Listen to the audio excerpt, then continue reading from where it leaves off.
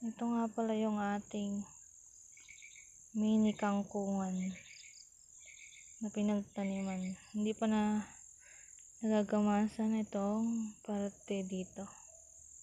Madamo pa. Ito nagamasan ko na. Nakuhanan ko na nga pala ito ng kaunti panggisa. Walang tubig kasi hindi pa dire-diretso ang ulan.